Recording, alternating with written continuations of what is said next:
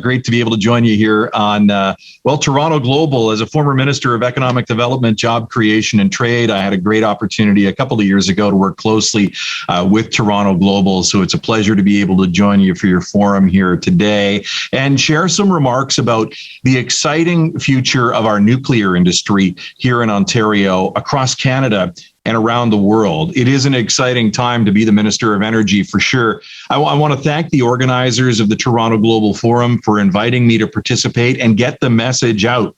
I'm impressed by the wide variety of speakers and topics that you've had so far, both virtual and in person, that are included in the 3-day event. And with the theme of redefining a new prosperity, it's a great opportunity to share some ideas about seizing the incredible opportunities that exist and establishing some valuable and productive partnerships as we move forward.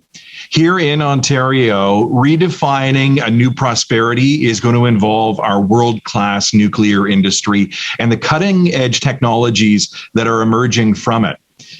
I certainly have never been shy, and our government has never been shy about our commitment to a strong nuclear sector in Ontario. We believe it's going to play a key role in getting our economy back on track after COVID and helping us to meet Canada's emission reduction targets as well.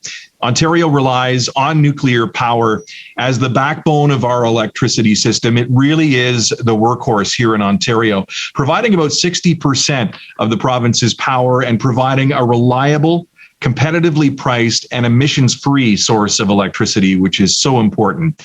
And the fact that we enjoy one of the cleanest electricity systems in the world, with 94% of generation coming from emissions-free sources like nuclear, it really is largely because of our nuclear generators at the Darlington, Bruce, and Pickering stations that allow us to have that 94% generation coming from emissions-free sources. Our nuclear refurbishment programs at Darlington and at Bruce are going to help us secure that zero emissions energy for the long term, for decades to come, while being a major contributing factor to our economic recovery as well.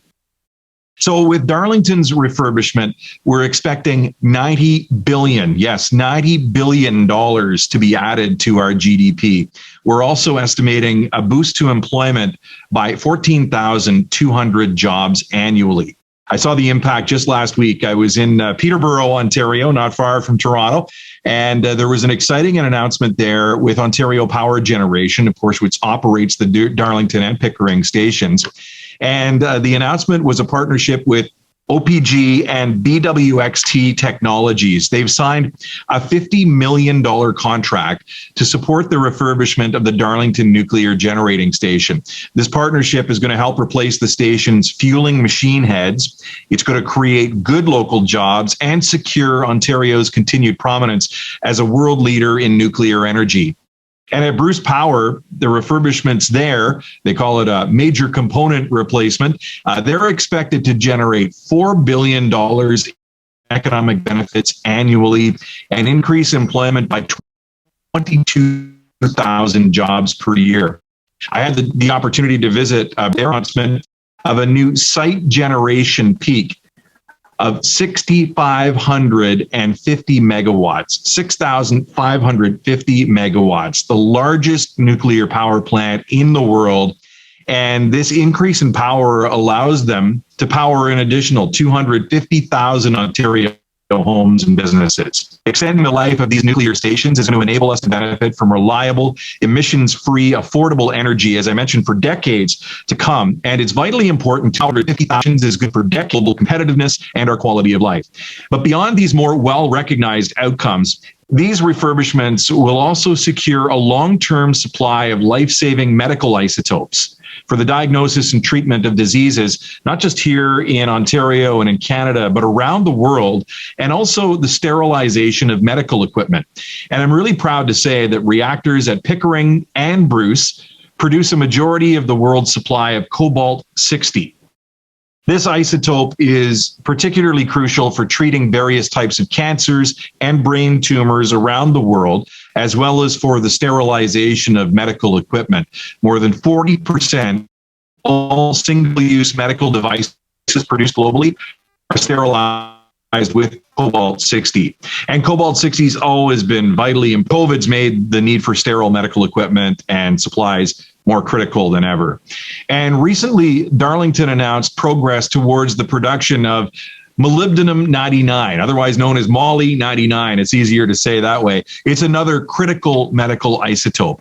This type of isotope is used in over 30 million diagnostic and medical imaging treatments around the world each year, helping to detect illnesses like breast cancer and heart disease. Pending regulatory approvals, Darlington is going to be the only source of this life-saving isotope in development and production. And with the global isotope market expected to nearly double in size in just 2 years by 2023, we're ready to become an isotope superpower in Ontario and in Canada, building on the 8,500 jobs that we already have directly linked to the isotope sector in Ontario. And speaking of future opportunities, we're also looking forward and we're really excited about the introduction of small modular reactors, otherwise known as SMRs. SMRs are a potential game changer for the energy industry, and we're seizing Ontario's opportunity to be a world leader in this technology. To expand our impact, we're collaborating with other Canadian provinces, specifically Saskatchewan, Alberta, and New Brunswick, on the deployment of this new technology. SMRs have the potential to work in a range of applications, generating clean, low-cost, and reliable energy both on and off-grid, including new opportunities like supporting the remote mining sector. You can drop an SMR anywhere and produce clean, emissions-free power. Canada's opportunity to be a world leader in this technology is right now. We've got the expert workforce, we've got the amazing supply chain, mostly here in Ontario, and the operational and regulatory experience necessary to be a first mover on this cutting-edge low-carbon technology.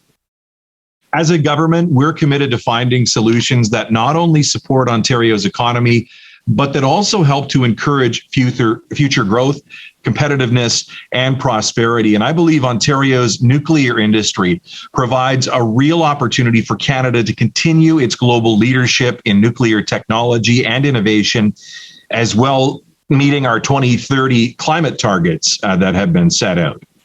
So Ontario is bringing our nuclear advantage by ensuring that this clean, reliable source of energy remains something that we can build on in the future, a key part of our supply mix long term. And we're going to continue to be a proud producer of life-saving medical isotopes while pursuing opportunities for innovation like small modular reactors. And we welcome the world to invest in Ontario. Thanks for your time, everybody. I hope you have a great session with the Toronto Global Forum.